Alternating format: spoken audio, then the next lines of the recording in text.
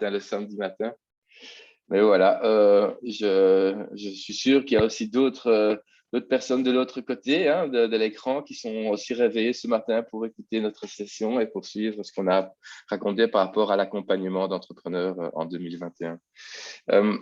Mais je commencerai plutôt par toi, Jean-François, vu que je prends la parole. Ben, explique-moi un petit peu qui es-tu, qu'est-ce que tu fais, et qui est-ce que tu représentes?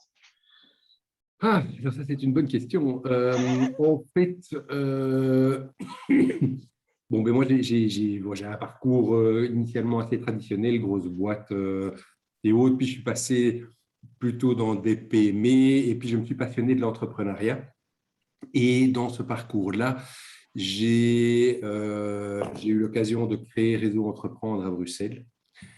Et en fait, merveilleuse association et autres, mais j'ai voulu modéliser l'outil que j'aurais rêvé d'avoir pour piloter ce type d'association, constatant que d'abord on perdait beaucoup de temps en administratif et autres, et que on faisait beaucoup d'activités qui n'avaient pas beaucoup de valeur ajoutée humaine, et c'était le cas un peu de tout l'écosystème.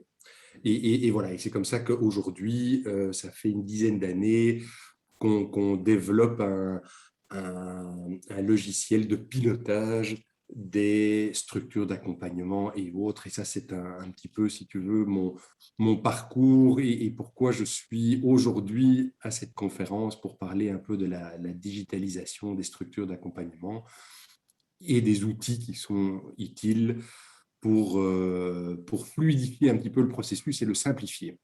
Et juste pour rappel, l'entreprise s'appelle comment? C'est Wikiflow. Donc, Wikiflow. Ok. Wikiflow. Voilà, mais on aura l'occasion Ouais. d'en parler. Voilà. Mais toi, Vincent, parce que tu me passes la patate chaude, mais qui es-tu Ah, je la toi? reprends. Voilà. Eh ben oui, moi donc Vincent, j'ai un parcours d'entrepreneur. J'ai fait pas mal de choses, des choses qui ont fonctionné, moyennement fonctionné, qui ont aussi foiré, ça fait partie du parcours.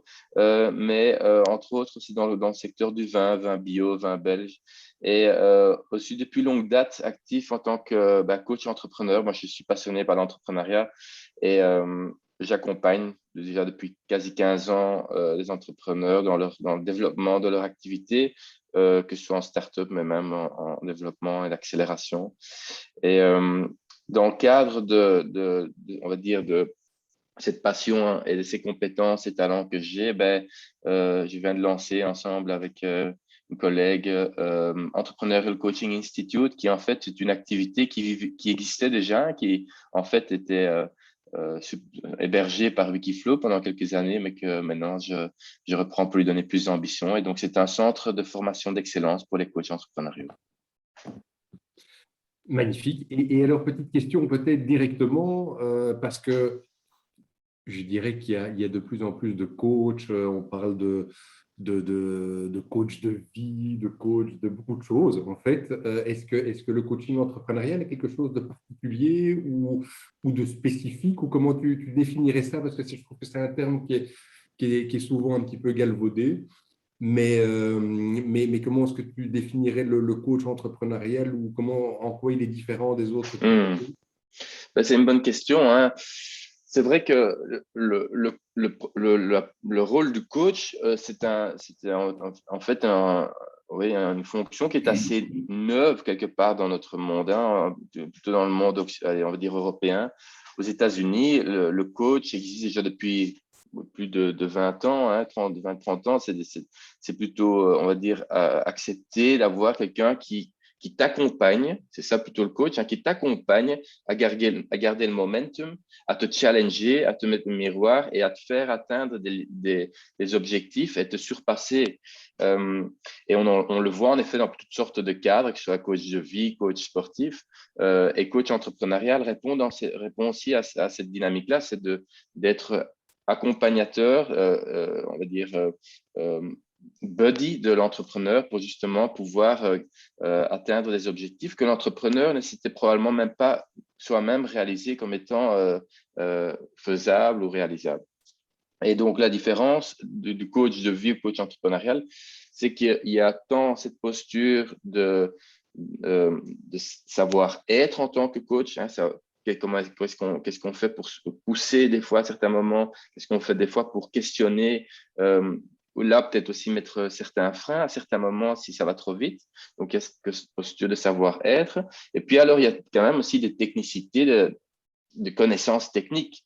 Par exemple, comment interagir avec son comptable, quelle est la gestion financière, comment recruter, les moyens par exemple, pour structurer un business model, pour alimenter des stratégies d'innovation. Donc, il y a vraiment, on va dire, un mix entre savoir-être et savoir-faire. Et c'est là où le coaching entrepreneurial est quand même assez fort, distinct du coach de vie, où là, c'est quand même beaucoup la posture, mais moins des techniques hard skills.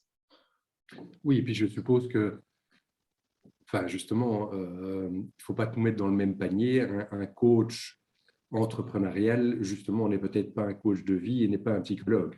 Mais c'est plus l'accompagnement, je suppose, dans son parcours d'entrepreneur, justement. Alors, c'est sûr qu'il y a des aspects personnels là-dedans, mais dont je suppose qu'il faut mettre une limite à un certain moment. Mais c'est vraiment accompagné dans un parcours de savoir-faire et de savoir-être en tant qu'entrepreneur, c'est ça? Ouais, c'est ça, c'est tout à fait ça. Et ça demande un équilibre aussi en tant que coach, de voir jusqu'où on va à certains moments. Mais de mon parcours d'entrepreneur et aussi mes années de coach en tant que coach entrepreneur, je vois tellement l'importance d'avoir quelqu'un qui est à côté de nous, parce qu'on est à côté de l'entrepreneur. On n'est pas devant ni derrière, on est à côté et on a une relation de confiance et ça permet aussi de poser des fois certaines questions que l'entrepreneur ne sait pas poser ailleurs, ne sait pas le poser à ses associés, ne sait pas poser à sa femme ou aux investisseurs ou à son mari. Donc, je veux dire, on a vraiment un rôle très, très important là-dedans. Oui, enfin, je te rejoins parce que dans la démarche de Réseau Entreprendre, justement, qu'il y avait cette posture de coach qui doit être coach et mentor, mais effectivement, voilà, à un moment, il faut mettre des limites, il faut passer le témoin à d'autres professionnels et des choses comme ça, quoi. Ouais, tout à fait ça. Mais on va replonger un petit peu aussi dans ton activité, Wikiflow. J'ai quelques slides qu'on va parcourir qui vont alimenter aussi la discussion par rapport justement à la recette d'une digitalisation réussie des structures. Donc, est-ce que tu pourrais peut-être juste me dire, en fait, c'est quoi la digitalisation pour toi d'une structure d'accompagnement? Oui, alors c'est justement, enfin, c'est un peu la tarte à la crème, hein. Aujourd'hui, il faut digitaliser. C'est vrai. Je pense qu'aujourd'hui, la technologie permet de justement se simplifier la vie, en fait. Moi, j'ai une, comment je vais dire, j'ai une définition de la digitalisation qui est peut-être personnelle, mais c'est industrialiser, donc c'est rendre, c'est mettre de l'IT dans tout ce qui n'a pas de valeur ajoutée humaine, pour donner plus de place à l'humain. Et ce n'est pas pour faire la personne dans la tendance, c'est vraiment, voilà, tout ce qui est rébarbatif, tout ce qui prend du temps, de l'énergie négative, les reporting, les saisies de rapports et tout ça. Ben voilà, en fait, la digitalisation doit permettre de fluidifier, de faciliter tout ça pour justement optimiser quelque part tant les ressources humaines que financières. C'est en fait finalement accompagner mieux et accompagner plus de personnes avec les mêmes moyens. En fait, ça, c'est vraiment, je dirais, la définition que je voudrais donner. Donc, on industrialise, on ne digitalise pas tout, on ne rend pas tout dans l'IT. Voilà, justement, je pense que comme tu abonderas dans mon sens, mais le coach, voilà, le métier du coach ne peut pas être industrialisé parce que le coach, il doit s'adapter au momentum de, voilà, la personne, elle est dans cette situation-là avec son marché, son état d'avancement, ses connaissances. Et donc, c'est toute l'ingénierie du coach de dire, tiens, ben alors, il faut aller faire ça en premier lieu ou faire ça en second lieu. Et donc, heureusement, voilà, tout ne s'industrialise pas, l'humain reste excessivement important. Par contre, de faire un rapport, de remonter les statistiques au niveau des pouvoirs subsidiants et tout ça doit se faire automatiquement. Et la digitalisation va permettre de simplifier aussi le suivi de tout ça. Et ça doit simplifier le rôle du gestionnaire d'une structure, comme le rôle des coachs, comme les bénéficiaires qui peuvent avoir accès à leur rapport, à leur to-do list, échanger des documents avec leur coach. C'est vraiment un facilitateur. Et donc, si je comprends bien, donc Wikiflow, c'est un logiciel et c'est un peu un type de CRM, Mais en comment est-ce fait, que je vois ça? alors, il faut que j'améliore mon pitch, mais c'est bien plus qu'un CRM. Pour moi, c'est un CRM pédagogique et interactif. C'est-à-dire que non seulement, oui, on va pouvoir gérer tous les contacts, les étapes qu'on a fait avec chacun et autres, mais on va pouvoir mettre des documents à disposition des personnes, on va pouvoir créer de l'e-learning, on va pouvoir faire son site web si on n'en a pas, on va pouvoir communiquer avec les entrepreneurs, les coachs et autres. Ils vont pouvoir tous interagir entre eux et tout ça de façon sécurisée. Donc, c'est bien plus qu'en tout cas les CRM qu'on rencontre aujourd'hui parce que ça permet cette interaction, cette pédagogie, ce transfert d'outils et autres. En fait. Donc, c'est un outil très niche, en fait, vraiment focus sur les centres d'accompagnement à l'entrepreneuriat. Et comment est-ce que vous vous positionnez par rapport à peut-être d'autres on va dire, logiciels plutôt généralistes comme Odoo ou comme Salesforce Mais justement, ces logiciels sont des machines de guerre pour des entreprises plus ou moins grosses, à mon avis, et autres. Maintenant, gérer justement ce métier de l'accompagnement, voilà, moi je pense que ce genre d'outils ne sont pas totalement adaptés à ça. Et en fait, voilà, enfin, si je devais un petit peu vendre mon beefsteak, c'est sûr que dans la mesure où on ne fait que ça, nous, on fait évoluer évidemment nos outils avec le métier et le métier évolue, change de par le Covid, de par la digitalisation, de par le fait qu'on fait peut-être plus d'événements collectifs et les événements individuels sont plus de la restitution, de la supervision et tout ça. En fait, l'outil va continuer à évoluer et à s'adapter à à ces différentes évolutions, en fait. Et ce que j'aime bien dire, c'est que c'est vrai que euh, oui, enfin, je veux dire, c'est tellement important d'être du métier, de comprendre ce qu'on fait pour pouvoir donner une bonne réponse. Et en fait, quand on est trop généraliste, ben alors on donne des systèmes standards qui ne sont pas toujours adaptés à des niches de marché. je comprends.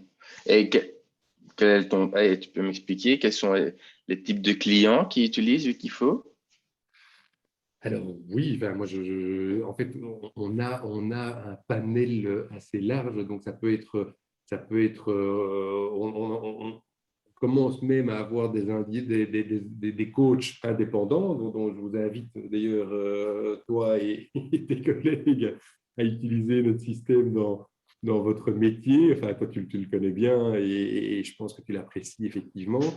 Mais ça va être des structures d'accompagnement à l'autocréation d'emplois comme des Job Yourself, comme des Heal, comme des micro-start, même s'ils n'utilisent qu'une partie.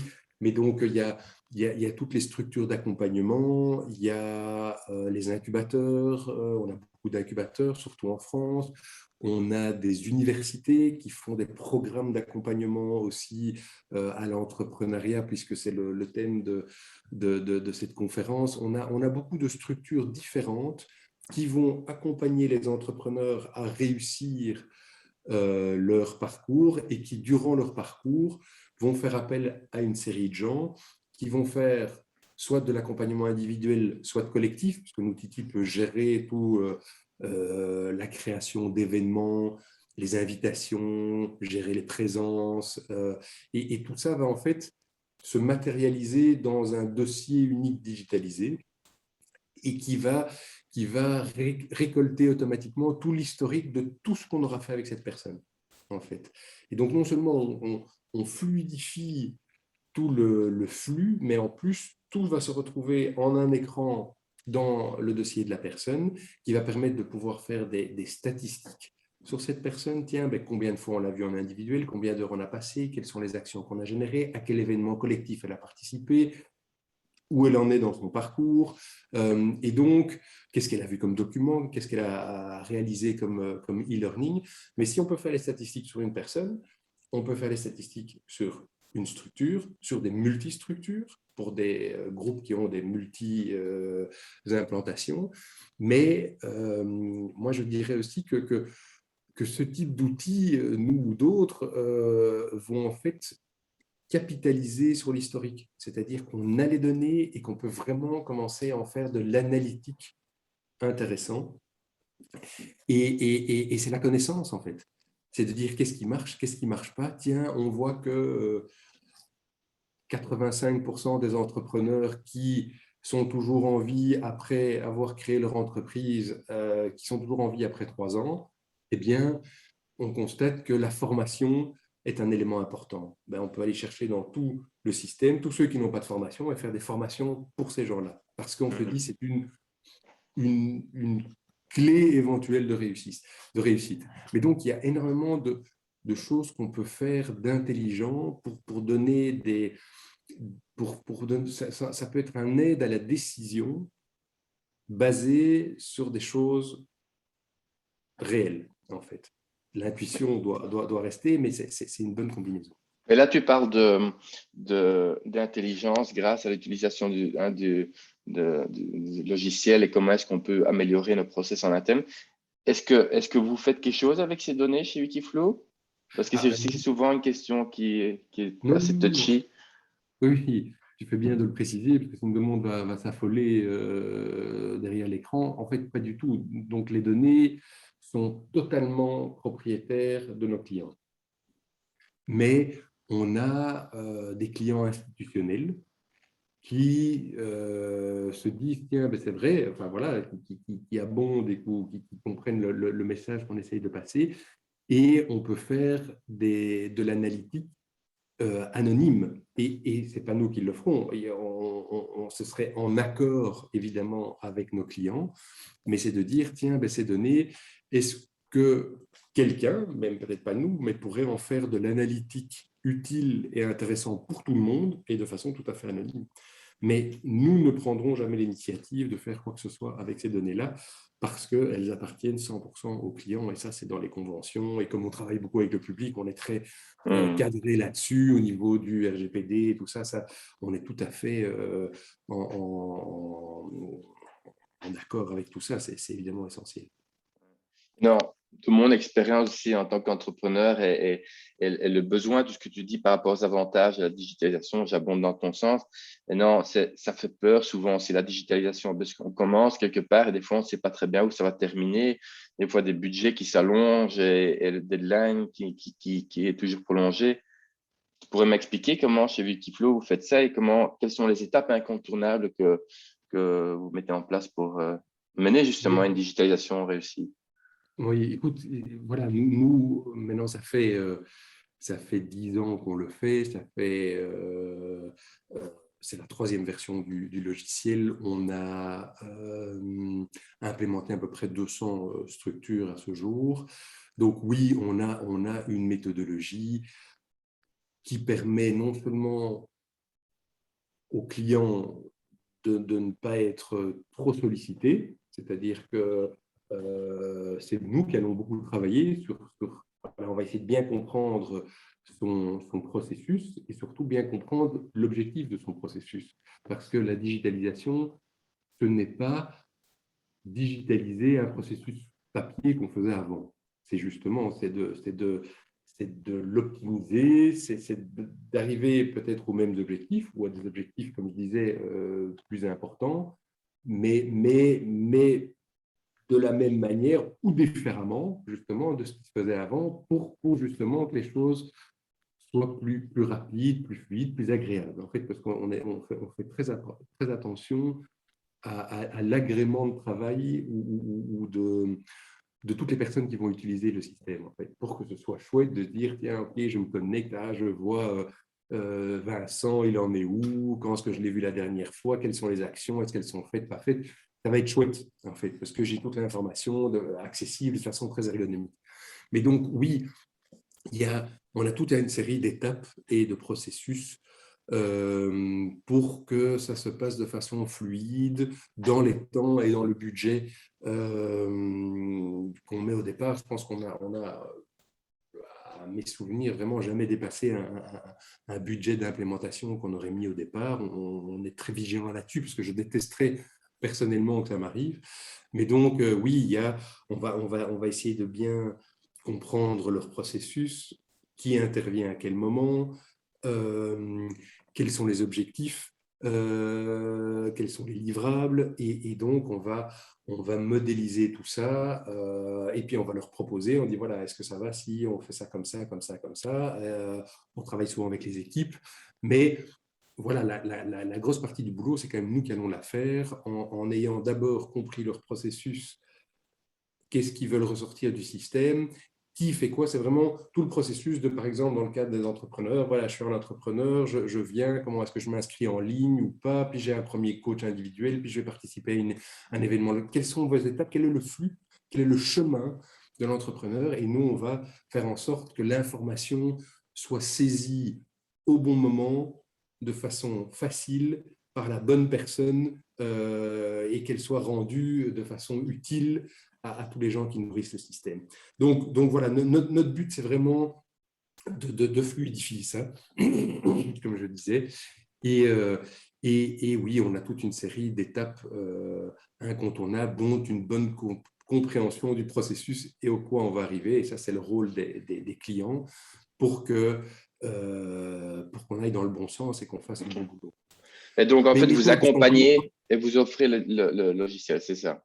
C'est les deux éléments. oui, c'est ça, c'est vraiment, on va donner une expertise, tu as raison, dans, OK, qu'est-ce qu'il faut digitaliser, pas digitaliser, comment on va le digitaliser, voilà comment on peut améliorer le processus, le faciliter, le simplifier. On l'a déjà fait là, là et là. Est-ce que ce qu'on vous montre vous semble opportun dans votre cas? Donc, on a vraiment un rôle de facilitateur et de rendre tout ça plus simple, parce que tu fais bien de le dire, en fait, les gens sont souvent assez inquiets par rapport à cette digitalisation, où effectivement, très souvent, les gens mettent le pied dans un engrenage dont ils n'en sortent pas. Pardon. Sincèrement, ce n'est pas du tout le cas ici. Voilà, on sait bien le début, la fin. En fait, on part d'un concept mutualisé, mais fortement personnalisable. C'est-à-dire qu'il y a déjà une grosse base qui est là, qui est commune à tout le monde. Voilà, on fait un coaching individuel, on fait un petit rapport, 2 actions, quand est-ce qu'on l'a vu, combien de temps ça a duré. Tout le monde fait ça. Et en fait, donc, il y a une bonne base qui est là, mais on peut fortement personnaliser en fonction des besoins des uns et des autres.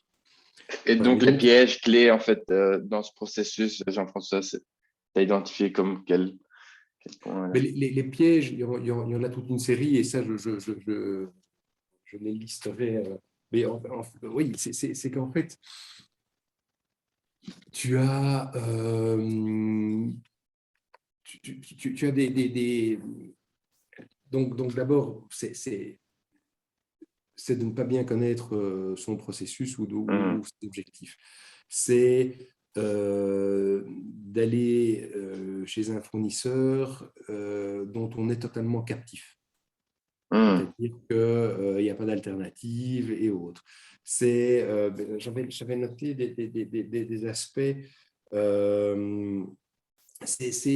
J'ai vu pas mal de personnes qui développaient leur propre système avec un ami et tout ça. C'est bien, et parfois on n'a pas les moyens de faire plus, d'où l'intérêt d'un système mutualisé mais fortement personnalisable, où donc il y a une économie d'échelle considérable, et donc ce n'est pas cher. Mais si on bidouille avec un copain qui fait ça dans une vieille technologie, eh bien en fait on va très, très vite être limité.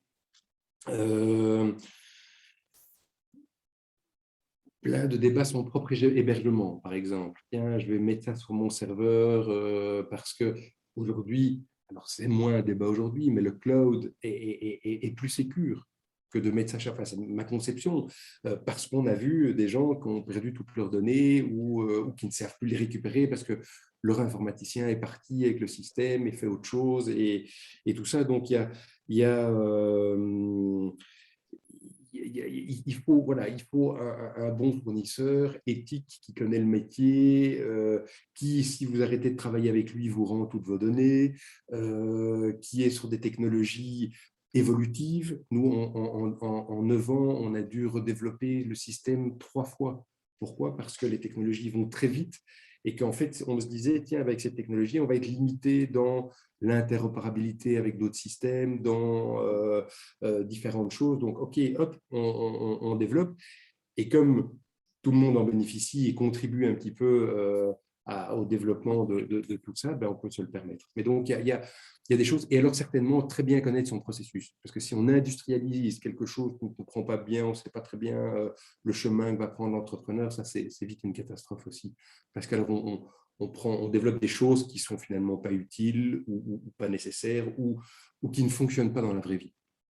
Et tu me disais tout à l'heure avoir des clients en France. Tu peux un peu m'expliquer la taille de l'entreprise, où est-ce que sont vos clients, juste pour avoir un peu une idée par rapport à ça. C'est la dernière chose que je dirais, parce qu'on va parler de toi. Hein, parce que Mais, non, mais voilà, pour donner des exemples, on a le réseau des incubateurs étudiants, qui est en fait un réseau de 34 plateformes dans toutes les universités françaises. C'est un projet qu'on a fait avec le ministère de l'Enseignement et de l'Innovation.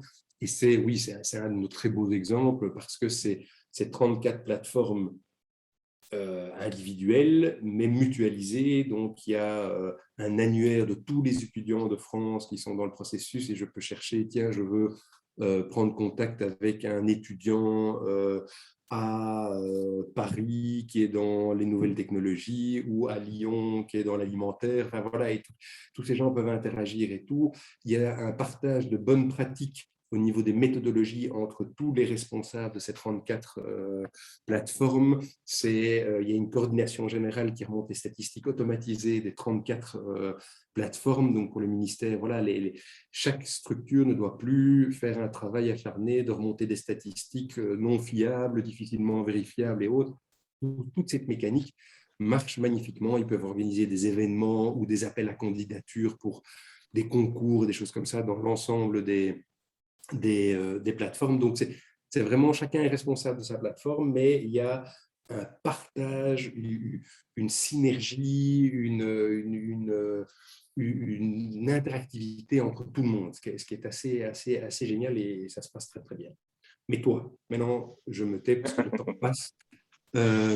Tu me dis, parce que voilà, on se connaît bien, j'avoue que je ne t'ai pas suivi dans les dernières semaines, derniers mois. Je sais que tu prépares justement un modèle de formation aussi un petit peu particulier. Est-ce que tu peux nous en parler un peu plus? Voilà, qu'est-ce qui t'a amené à ça et qu'est-ce que tu proposes finalement comme formation? en fait, voilà, donc on a lancé tout récemment, la semaine dernière, on a fait notre coming out avec Entrepreneur Coaching Institute, qui se veut être vraiment un centre de référence par rapport à la formation de coach entrepreneuriaux. On en a parlé tout à l'heure par rapport aux besoins, la différence entre le coach de vie et coach entrepreneur, et puis les différentes compétences qui y sont liées. Et je vois aujourd'hui un besoin de former et d'accompagner ces accompagnateurs, de pouvoir développer d'autant plus leurs compétences et leurs talents. Parce on a besoin d'entrepreneurs, on a besoin d'encore plus d'entrepreneurs, il y a encore de plus en plus d'initiatives qui sont lancées pour développer l'entrepreneuriat.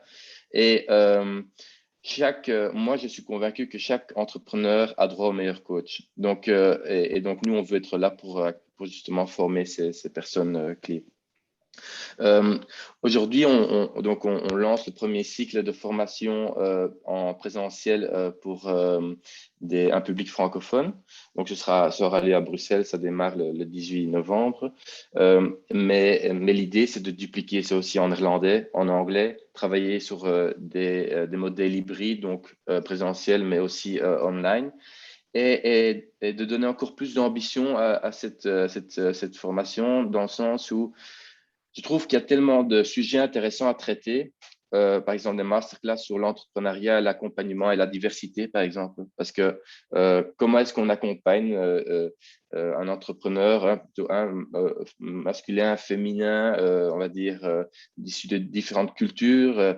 Ce sont des nuances qu'on doit intégrer.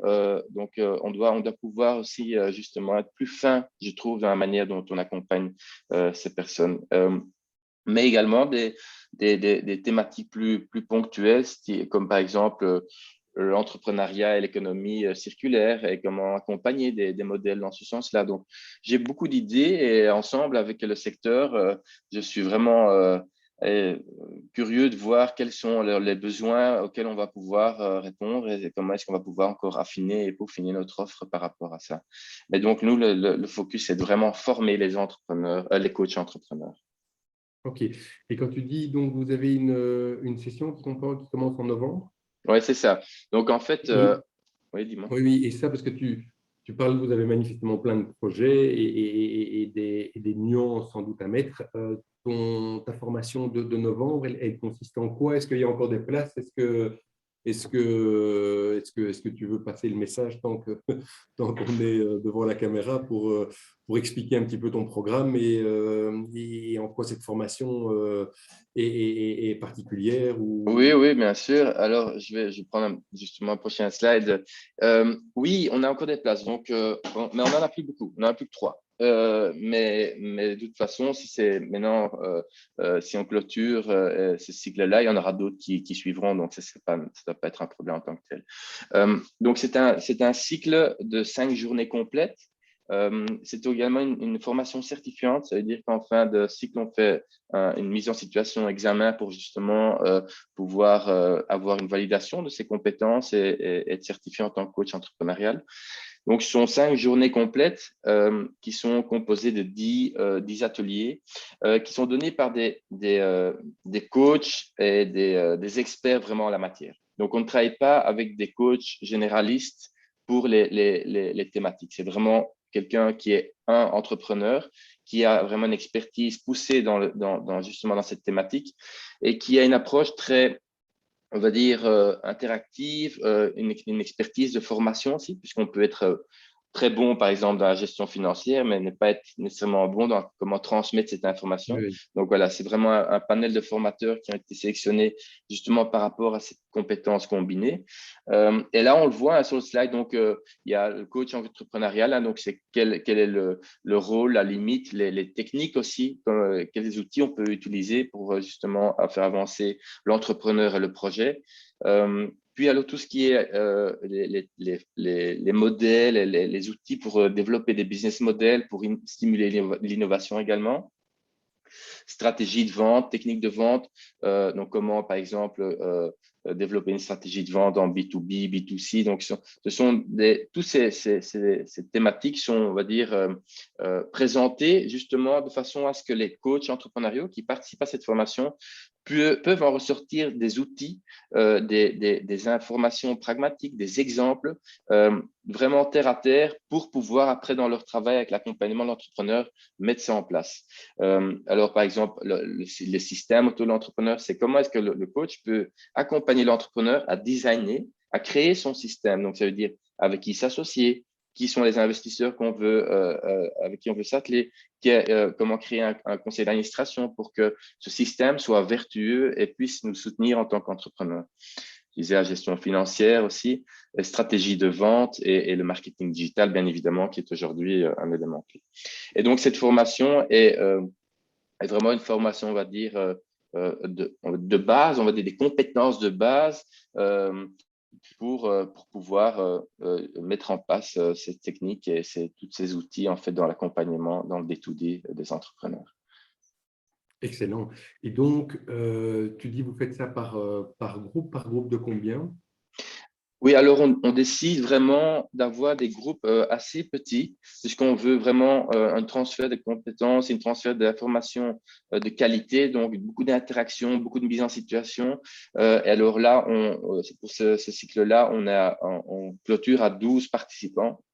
C'est pour super. ça que je disais qu'on y reste encore 3 places.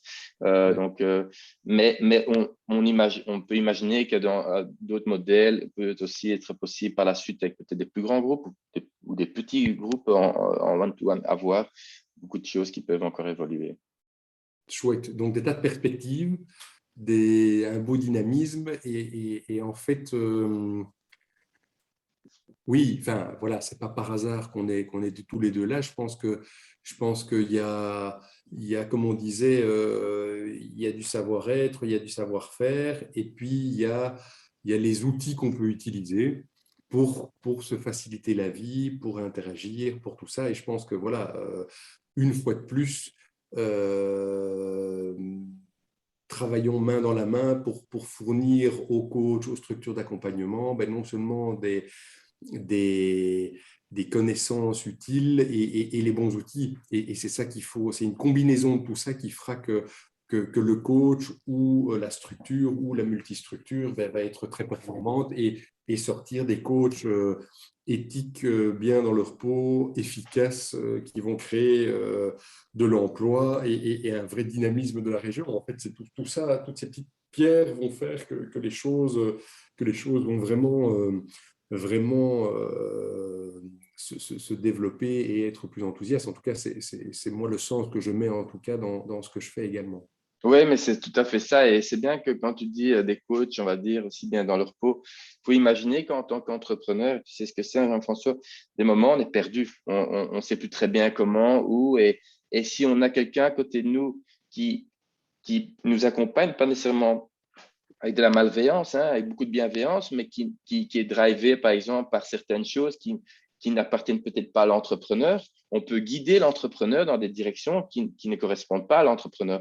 Et donc, c'est Tout à important fait. en tant que coach d'être en soutien de l'entrepreneur. Ce n'est pas notre agenda qu'on doit imposer à l'entrepreneur. C'est Oui, l'agenda de l'entrepreneur qui est primordial.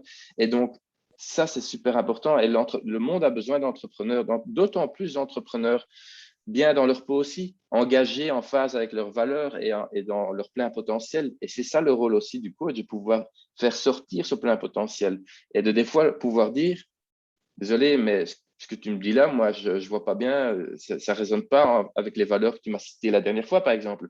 Ça aussi, ça doit être important de pouvoir le dire en tant que coach et un entrepreneur, par oui, exemple. oui, c'est certain. Ben, Maintenant, j'ai une sans- petite question de Lucia. Désolé, Jean-François, il y a Ah oui, Lucia qui me pardon. demande s'il y a des prérequis pour suivre cette formation. Euh, non, pas nécessairement, mais en fait, on fait une petite sélection. Donc, tu peux aller sur le site Entrepreneurial Coaching Institute et donc tu peux t'inscrire pour poser ta candidature. Nous, on fait toujours un travail de suivi, c'est qu'on prend contact avec toi pour comprendre quel est ton background, quelle est ta motivation, quelles sont les compétences que tu as et quelles compétences que tu souhaites développer. Et en fonction de ça, on voit s'il y a un match. Si tu n'as aucune expérience dans le coaching ou l'entrepreneuriat, je pense que de toute façon, tu vas en ressortir des choses. Hein, c'est pas tout, donc, c'est de toute façon une valeur ajoutée. Mais on essaie quand même de voir qu'il y a une certaine, déjà, on va dire, une certaine expérience de façon à ce que le transfert de connaissances soit le plus optimal aussi pour toi et que les interactions que tu aies dans le groupe avec les différents participants puissent aussi être de telle qualité que ça enrichit le groupe. Donc voilà, j'espère que j'ai pu répondre à ta question dans ce sens-là. Euh, mais Jean-François, je sais que tu es pressé, tu as sûrement encore plein de choses à faire aujourd'hui. Je rappelle qu'on est samedi. Je tiens d'ailleurs à féliciter tous les participants qui sont devant leur écran à 9 heures du matin, un Ouais, samedi. Mais total respect, quoi. chapeau. Total Et respect. aussi à l'ensemble de l'équipe hein, de 6 jours pour Oui, qui bravo. travaille Vraiment belle d'arrache-pied organisation. pour faire cette. Ah, il y a encore une autre question, désolé. Ok, j'ai une autre question. Est-ce que vous nous aidez de manière ou d'une autre pour nous profiler après? Donc, en fait, si je comprends la question, c'est vous souhaitez suivre cette formation de coach entrepreneurial pour pouvoir proposer vos expertises, votre expertise sur le marché et de voir comment on peut vous aider, vous accompagner à être efficace pour trouver des clients. C'est plus ou moins ça que je comprends. Voilà, merci. Nous, notre rôle, c'est pas ça. Nous, notre rôle dans le Coaching Institute, Entrepreneur Coaching Institute, c'est vraiment de vous accompagner et de vous outiller Maintenant, je n'exclus pas, parce que c'est une question pertinente et je sais que c'est un défi aussi, hein. On peut bien accompagner les entrepreneurs, mais si on veut soi-même se mettre sur le marché, ben, c'est comment trouver ses clients et autres. Je n'exclus pas que c'est une thématique qu'on peut élaborer dans les prochains mois. Donc, merci pour l'idée. On voudrait bien le développer par après. Avez-vous des outils pour évoluer? Oui. Alors, sachez que enfin, moi, en tant qu'entrepreneur et coach entrepreneur, j'étais fort actif dans l'entrepreneuriat impact durable. Euh, c'est une thématique qui me tient fort à cœur et on va dire les orateurs, la manière dont les différentes thématiques sont abordées sont très souvent abordées par des formateurs qui ont cette sensibilité. Je ne veux pas dire que l'ensemble du cycle est uniquement impact durable, non, pas du tout, mais dans toutes les thématiques, il y a d'une certaine manière, c'est quand même intégré car nous aussi, on est tous convaincus que justement l'entrepreneuriat est là aussi pour contribuer à un monde meilleur, tant au niveau économique, mais oui, également au niveau écologique et sociétal. Donc oui, en effet, il y a Oui, pas mal. et c'est motivant, et j'avoue que nous, on a pas mal de structures où on commence à saisir ce type d'indicateurs pour pouvoir justement s'assurer que les entrepreneurs vont dans le bon sens ou que la structure tienne compte de ces différents aspects durables et circulaires et autres. Et c'est tant mieux, effectivement. Ben, c'est bien, Jean-François, tu rebondis justement sur la question, puisque Max dit, est dans l'app incubateur, si on fait le suivi de ces indicateurs. Donc, en effet, c'est ce que tu dis. Ouais. Tout à Ouais. fait, tout à fait. Et c'est chouette parce que de nouveau, comme je le disais, on peut matérialiser, on peut tangibiliser ok, les évolutions et attirer l'attention, de dire attention, je remplis cet indicateur-là, ok, donc je vais y faire attention, donc j'ai mon petit challenge de l'améliorer et tout ça. Et c'est de nouveau, ça rend les choses ludiques, mais efficaces, mesurables, et c'est ça le but, quoi, en fait. Ouais. Alors, je reprends. D'où vous est venue cette idée de créer cet institut, en fait? Ben, en fait, cette idée, cette formation existait déjà initialement, depuis quelques années, elle était organisée dans Wikiflow voyant le besoin marché aussi de pouvoir augmenter les compétences des coachs entrepreneuriaux et de mon parcours aussi en tant que coach, je me suis dit qu'on a un rôle à jouer pour justement faire monter en puissance ces accompagnateurs et de ça, cette idée de créer un centre de référence donc, justement, Entrepreneur Coaching Institute, on assume, on veut être vraiment un institut référent dans ce sens-là et de là, cette idée. Chouette. Donc, voilà. Ben, Jean-François, qu'est-ce que je peux te souhaiter encore pour aujourd'hui? Alors, une bonne sieste, peut-être. Tu as sûrement fait la fête hier. Non, non, mais écoute, voilà, une bonne journée, des tas de beaux projets et surtout, Vincent, enfin, tu le sais, une belle collaboration entre nos différentes expertises et autres, parce que tout ça combiné avec cette passion de l'entrepreneuriat on est tous convaincus qu'il y a du sens pour en fait le bien-être des gens, parce que alors, tout le monde n'est pas du tout obligé d'être entrepreneur, loin de là, mais ceux qui veulent l'être, c'est comment ils peuvent l'être, parce que s'ils ont envie de l'être, c'est qu'ils ont ça en eux, c'est les rendre heureux, c'est de dynamiser une région, c'est de créer de l'emploi, c'est un enthousiasme assez général, voilà, étant quand même depuis maintenant une quinzaine d'années, à mon avis, dans ce milieu de l'entrepreneuriat, il y a un vrai dynamisme et un vrai enthousiasme, parce que beaucoup de gens lancent leurs projets dans les choses qu'ils aiment bien et tout ça. Et, je pense que nos sociétés ont bien besoin de, de rigoler, d'avoir de l'enthousiasme, du dynamisme, des projets. C'est ça qui fait que tout le monde a la banane, quoi. Ouais, c'est clair. C'est ça. Et si on est ravi d'être employé, qu'on a la banane, c'est très bien aussi, justement, mais chacun doit trouver son, sa ligne, mais il faut être accompagné dans la direction qu'on prend parce que ce n'est pas toujours simple et qu'on peut éviter des grosses erreurs et faciliter le processus. Tout à fait. Voilà. Allez, super. Ben alors, je te souhaite une belle journée, encore de beaux projets. Et en effet, Vous il y aura aussi, de toute façon Vincent. beaucoup d'opportunités de collaboration par la suite, j'en suis certain. Exactement. Bon, Et, merci à tous et au grand plaisir de, voilà, de poursuivre les discussions en dehors ou de répondre à des tas de questions si besoin. et donc, n'hésitez pas à envoyer un mail sur l'adresse web hein, wikiflow.io, hein, c'est ça, C'est ça, Jean-François? exactement. Et, Wikiflow.io. OK. Et Entrepreneur Coaching Institute, vous voyez là affiché. N'hésitez pas à venir vers nous pour d'autres questions et pour des potentielles collaborations. Merci à tous. Au revoir. Bye bye.